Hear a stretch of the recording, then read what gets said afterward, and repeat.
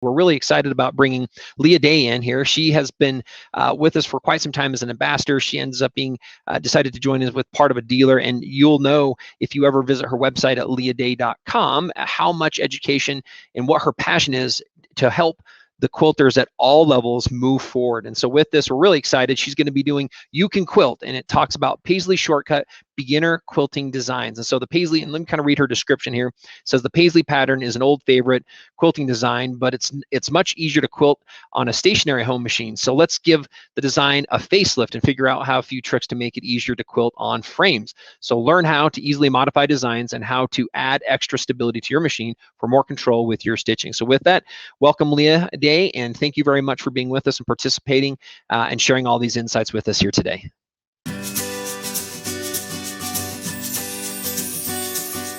Hello, my quilting friends. My name is Leah Day, and welcome to Grace Company's Spring Fling Quilt Festival. And this is You Can Quilt, how to stitch Paisley Shortcut. And Paisley is kind of what I consider an oldie goldie design. It's something I stitched a lot on a home sewing machine, stationary in a table. But when I moved it to my long arm, I found it really tricky. And I'm explaining why there's some tricky bits to regular Paisley and how to make it a shortcut, how to make it a little easier, a little faster to stitch. And guys, I don't know about you, but I've got a lot of quilts, a lot of baby quilts specifically that need to be quilted. And I've got one right here actually that I'm going to do some stitching on in this video.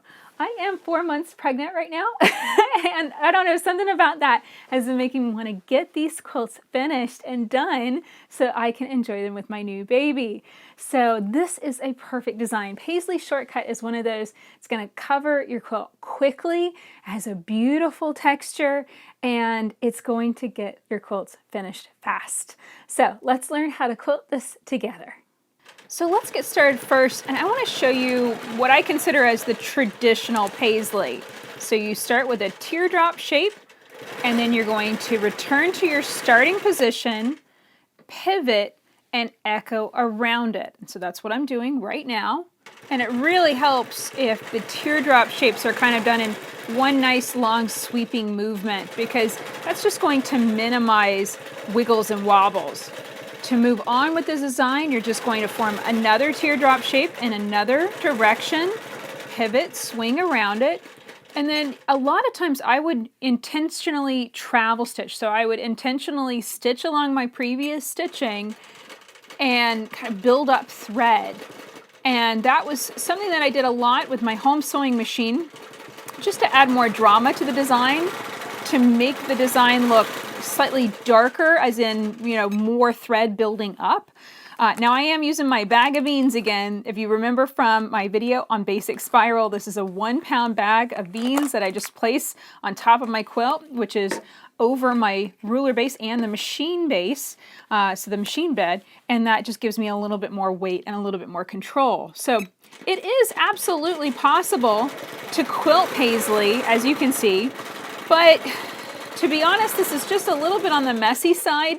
I'm wiggling and wobbling. I'm kind of stitching lava Paisley or demented Paisley a little bit more here than, you know, really nice teardrop shapes. And it feels really challenging. This feels slow. I feel like I have to practically hold my breath just to try and stitch this nicely. And that can be a little distracting. You know, I think, you know, definitely more practice would be the solution, but quite honestly what I found is simplifying the design really, really works. So instead of all that travel stitching, we're going to swing around and we're going to hook. And what a hook is it basically is coming around the shape, and instead of coming back and travel stitching and reconnecting with the base of that teardrop shape, I'm instead coming close and then changing directions. I'm pivoting before I come in contact with the previous line of stitching. So let's continue. I'm going to show you how to turn this into Paisley Shortcut. So I'm going to form a teardrop shape, but it's not going to be a complete teardrop. I'm going to come close, then I'm going to pivot and swing around. pivot and swing around. Now, I am in a narrow space here. This is a very narrow space. This is a 2-inch, let's say, sashing. So obviously, I'm gonna run up against those edges.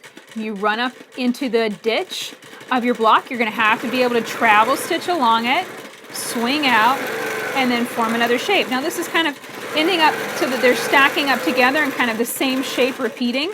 Doesn't necessarily have to be that way. You can mix it up and you can form these in all different directions. But that is the basis for our Paisley shortcut. We still have the same, the same basic idea, the same principle as Paisley, but it's a lot easier and it's a lot faster. I hope you can see I'm just swinging around super fast. When I need to, I can travel stitch along those edges of my blocks, edges of my quilting spaces. But for the most part, I'm really rocking and rolling with this. And it makes it such a speedy feel, such a perfect design if you are needing to get some serious quilting done and knock out those bed quilts, those baby quilts really quickly. So I'm coming down here, and I think I'm going to run out of quilting space here because I have my quilt set up pretty far forward on my frame. So I'm going to come over here and we're going to break thread. We're going to move over to a nice open block where we can expand this even more. So remember back to scale. Scale is the amount of space between your lines of quilting. So here it was a little bit less than 1/2 of an inch of space between my lines of quilting. So that's, it's, I would say, a medium scale. It's not super, super dense, but it's also not super open either. So something like this, 100% cotton batting is going to result in a nice soft quilt. But if I was using a poly batting or something that had less shrink to it, this would take a little while in quilting on this scale for the quilt to start feeling soft. So let's see what happens when we expand this, when we blow it up and make it bigger, and how that works, like what we think about as we expand those shapes and make Paisley shortcut a lot larger. Okay, so the first thing I think about whenever I'm quilting, I'm trying to quilt bigger, is I think bigger spaces, bigger shapes. Usually whenever I'm trying to quilt something very, very quickly and on a very large scale, I'm aiming to cover a good solid 4 inches of space with the full cluster of the design. What do I mean by that? Full cluster of the design is the teardrop shape and then a few echoes. So the first teardrop shape could come out and be 3 inches long or more, and then 1 or 2 echoes would get me into that size. So this is really going to be a majorly supersized Paisley shortcut. So here we go. Swing around. Now as I'm swinging around, I'm expanding that distance. So as I'm coming out of those spaces and swinging around, I'm thinking about the distance that I want between those lines of quilting, and I'm continuing to pull the long arm towards me until I get that nice distance. Now let's form another one, kind of angle it down a little bit. And there's no correct number of echoes, so you can go around once, you can go around 10 times if you wanted to. It's really, for me, what I'm always thinking about is where it will get me where I want to go. So here I want to go around, and I might end up having to do some travel stitching. If I had gone around the other way, that probably would have been better. But it's no big deal. As you can see, you just flow through the design, you just continue forming those shapes, and it's very quick. Now, it's okay to sometimes bring your lines closer together. Like here, it was mostly just a control thing. The long arm wanted to get a little closer there, and I need my bag of beans. I need to bring that closer, and that way I get that little bit of control back on the quilt, and then I'm pushing the long arm. I'm telling where I want it to go.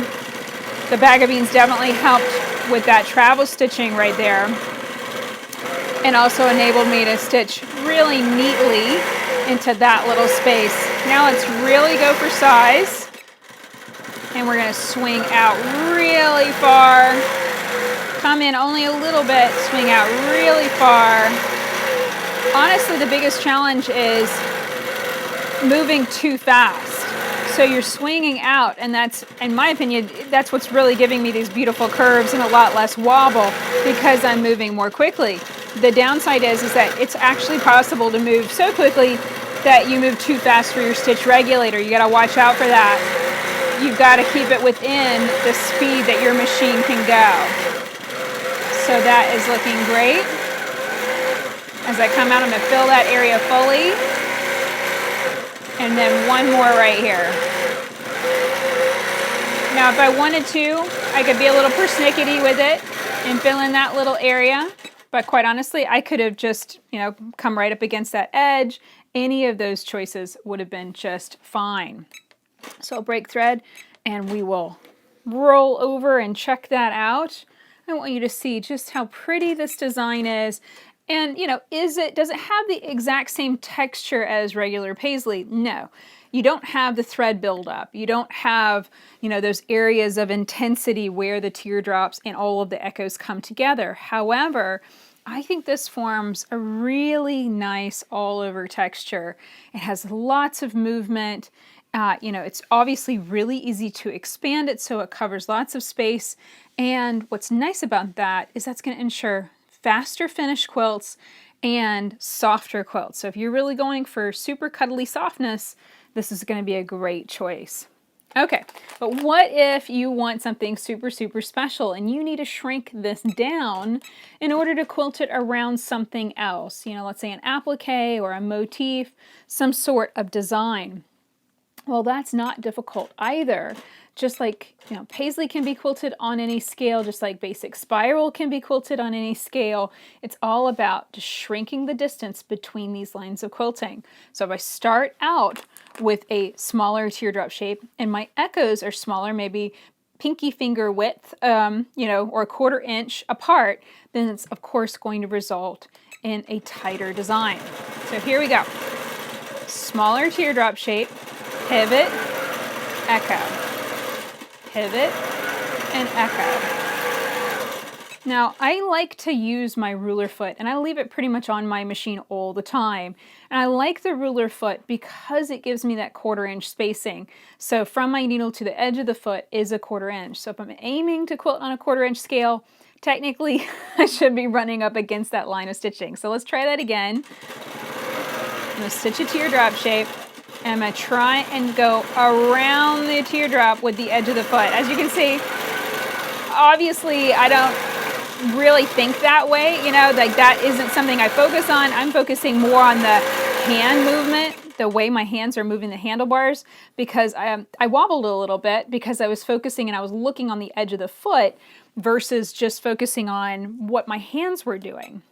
So it's really funny to kind of think through this, in a different way. A lot of times when I'm stitching a design, I'm not really thinking about it because I've memorized these little steps, all of these little nuances, the back and forth, how the design works. And so that's just something I've memorized. And then how I actually quilt it in a real quilt is I quilt it in rows. So exactly like what I've started here, I'm quilting from left to right. And I'm filling basically a 2 to 4 inch row across my quilt. Now this row can be wider, it can be narrower, it just really depends on what's comfortable for you.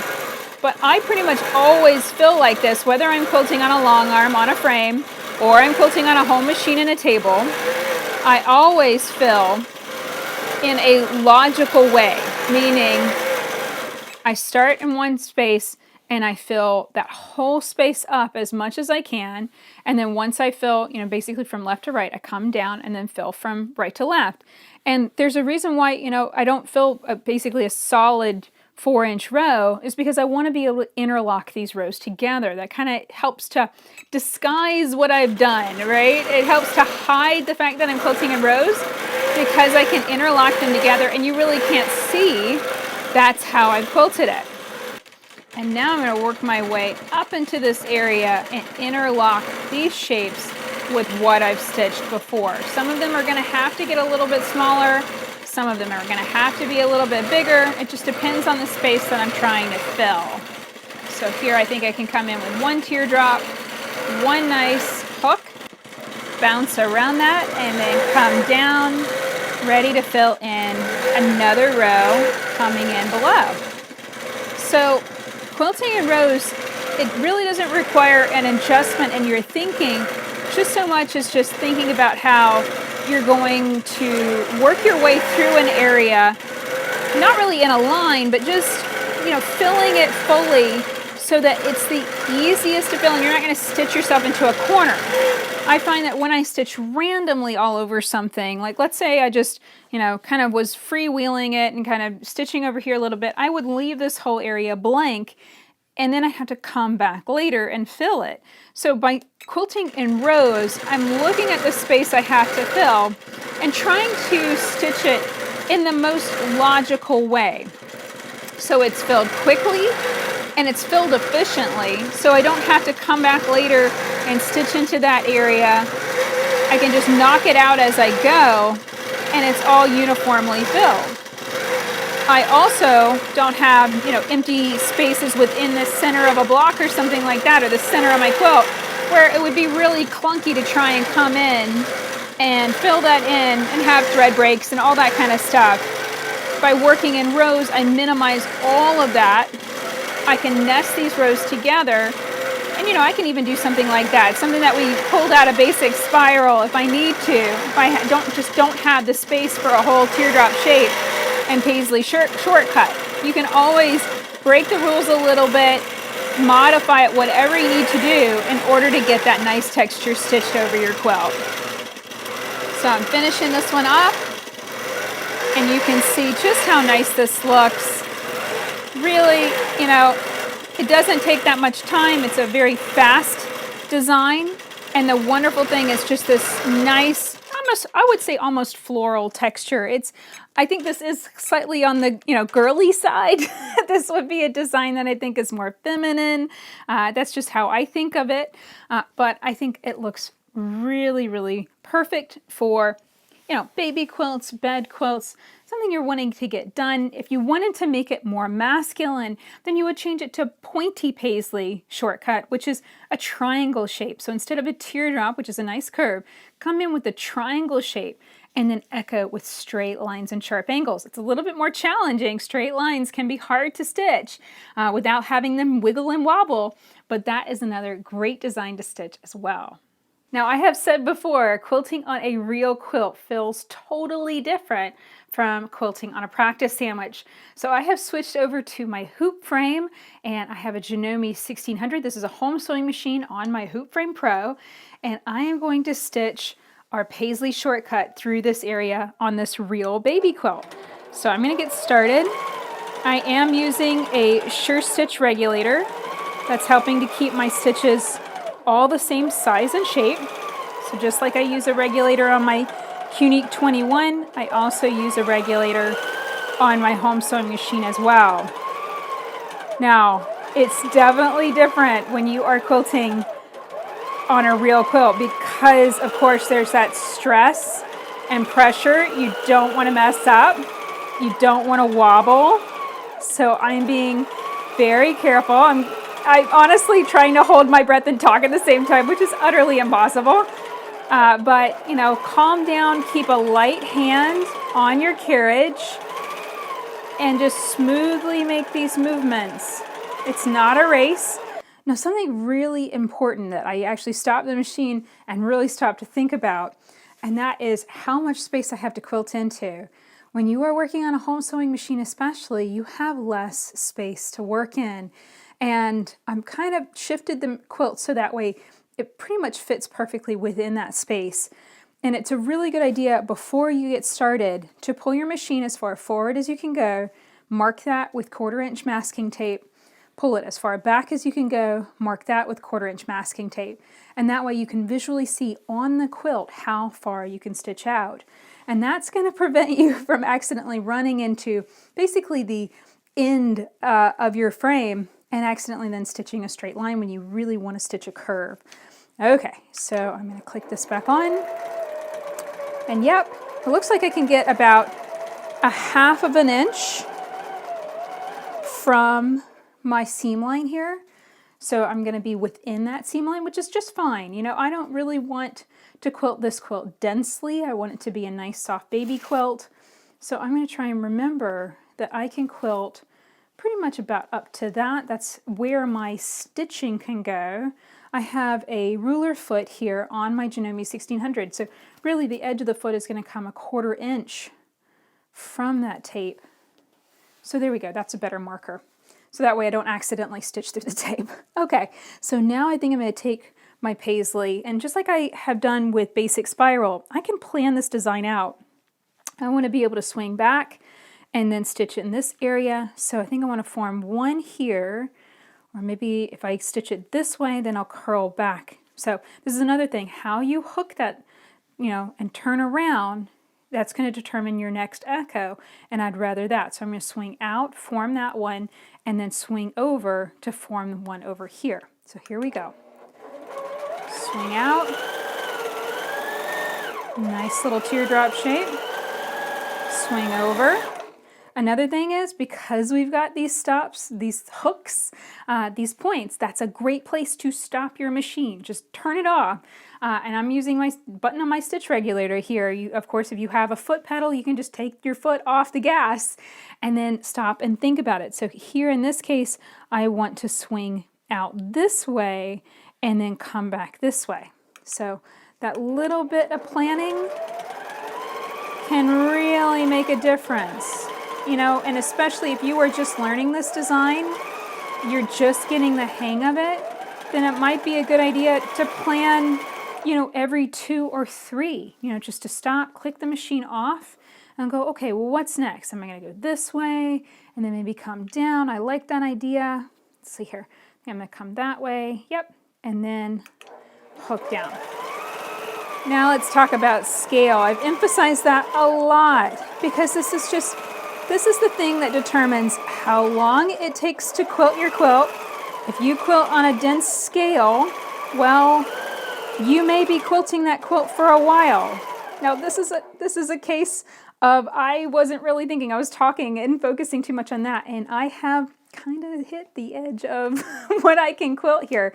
So I'm going to kind of try and shift the quilt back a little bit, give myself a little bit more room, shift the quilt, the bulk here a little upward, and then see if I can maybe push this a little bit and stitch this last little swing out a little closer. We'll see. Yep, at least I did not manage to stitch a straight line there. Okay, so basically what happened was the back of my machine was rubbing up against the back of the quilt. By shifting it a little bit, I was able to get myself, you know, just that little bit of extra space to be able to complete that echo. This was a good situation where, yeah, stop, turn the machine off, pause, think about it, trace your finger over it. If you have to, mark it. In this case, I want to swing out this way and then come back that way. So especially when I am closer to that bottom edge, which is harder for me to visualize, you know, that I'm coming up to it, because I know I can see the bulk of the quilt here, and when I get close to that, I know better than to get too close to it. But down here, I don't really know where that edge is, where that edge of my quiltable space is, so I have to kind of stop and think about it. All right, so in this one, I'm going to swing out this way and then come back this way. Swing out.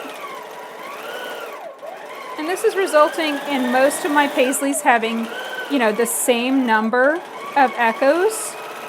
Not the end of the world. I don't think anyone's going to look at your quilt and count. You know, no one's going to be like, oh, wow, all of your Paisleys have one echo. No, nobody cares. No one's going to be thinking about that. And as you can see, roughly I am quilting on that 1/2 inch scale, which I have a very thin polyester batting in this quilt. I think this is going to result really nice. In these other areas that I have to quilt, I'm only going to stitch this Paisley shortcut through this space. I can widen my lines and have them a little further apart, and that will result in a softer finish. All right, so here we go. This is going to be tricky. I need to make sure, maybe come out this way, swing back this way, and then form, actually, I think I want to come out with a long one and then hook that way. I think that's a better idea. Yeah, so sometimes even I, with a little bit of more thought, will change my mind and realize, oh wow, that's a better choice. That was a better choice right there, and that looks great. This one I think is gonna get a little tight again, and it's just that, you know, you gotta be always thinking about the direction of those echoes and how they're gonna stack up. So let's try and just totally freehand this. It's a little tricky because I can't see behind the foot on the machine. That can be a little bit of a struggle sometimes. But I work my way in and I work my way out, and that worked out just fine. Now I gotta say, having a stitch regulator really, it just makes this so much easier. It takes out one thing in the equation that I have to think about, and that would be regulating my speed, keeping my stitches the same size by matching the speed of my carriage moving, my hands moving the machine on the carriage, and then the machine needle going up and down. So the stitch regulator is taking care of the needle. It's basically reading the speed that I am moving, and then it's working to keep those stitches nice and small and consistent. Now, every once in a while I speed up a little bit and go a little too fast, and as you can see, the stitches get a little bit bigger. So it's not perfect, but for the most part, as long as I'm stitching fairly slowly, it really works well. And again, here I've got that tricky spot right up against that edge. I'm going to swing out this way and then back this way. So I want to make that one kind of small, so that way I can swing out nicely. Perfect. Now let's make kind of a bigger one. If I have room to go in and back out. That looks good. Now I ended up with a little bit of a straight line right there. But again, I don't think anyone's gonna, be looking for that kind of thing on your quilts. Like, I felt the machine kind of bump up against that front edge. So I know that I was right on my limit right there, but that's okay. This is still looking good. And this is a situation where, yes, the lines came a little closer together, but I'm not going to go and rip that out. I think that's just fine. Still looks more than good enough on this baby quilt. And it's getting it done. This baby quilt has been sitting around for so long, it still had basting pins in it. I, of course, don't need to baste my quilts anymore because I quilt on frames. But that's how long this quilt has been sitting around waiting to be quilted. I had it all basted up and ready to go, ready to quilt on a home sewing machine. And then realized, I really don't need to quilt it that way. I can absolutely quilt this on a frame.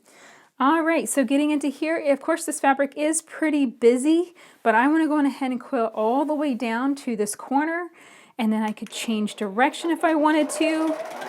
Keep going. The nice thing about a hoop frame is you have a little bit more freedom when it comes to how you hoop your quilt, how it actually goes on the frame, and here you can see a picture of how I've mounted this quilt. I've actually mounted this quilt on the diagonal, because I could then quilt this whole section, as you can see, in one big row, and that's going to speed things up. So I'd have to do fewer hoopings, and I can get it done faster, right? It's all about the speed.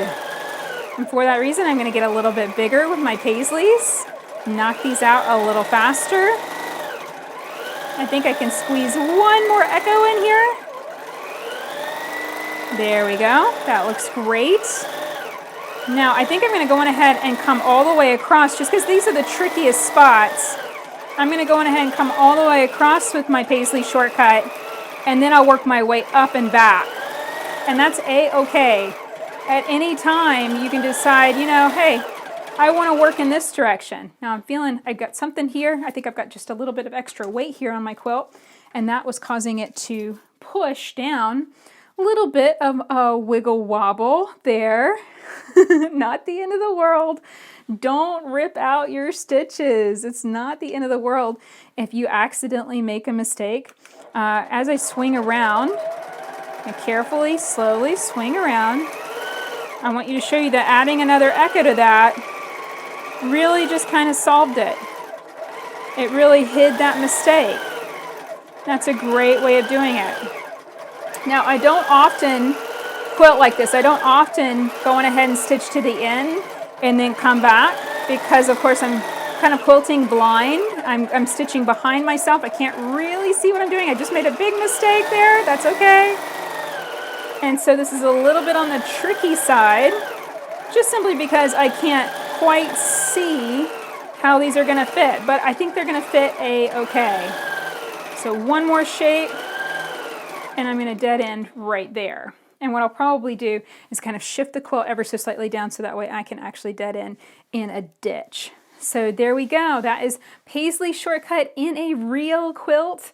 And yes, it is a little bit more stressful. It feels different to quilt a real quilt, but it is very rewarding because it lets you see, hey, I'm getting my real quilt stitched up and finally finished. So that's it for this video. I hope you enjoyed learning how to quilt Paisley shortcut both on a practice sandwich and in a real quilt. I will admit, whenever you switch to a real quilt, it can be stressful. Try and take deep breaths, calm yourself down, understand that every single stitch, every single line, every single curve does not have to be absolutely perfect. Really, the key is to get lots and lots and lots of repetitions of that shape. The more you do that, the better you're going to get at it and the easier it's going to feel. But you're not going to accomplish anything. You're not going to gain any skill if you spend all of your time ripping out one or two bad stitches. So keep that in mind, keep quilting, and have fun watching more videos during Grace Company's Spring Fling Quilt Festival. Until next time, let's go quilt. Well, thank you very much, Leah Day, for all of your insights. One of the things I love best about part of this video is she is showing you how you can begin with your domestic machine. You can do this at home. And again, one of the great things from Grace Company is we really are just trying to add a better or making quilting easier, you know. So what is the tool? And I always love to refer to our frames as you can put those with your domestic machines as your domestic machine's best friend. It's the best accessory you can get to help you make finishing quilts even easier. So thank you very much. Always has a wonderful bit of insights in so many different ways. So thank you, Leah, for all that you've done and for your participation and you know, your ambassadorship with us. And again, I would reach out and like to ask anybody to reach out to leahday.com. That's LEAH day.com to see all of the other wonderful videos and all of her additional education. She also has wonderful tools and she also is a dealer. So we're going to encourage you to visit her in her site to find out more from what that is.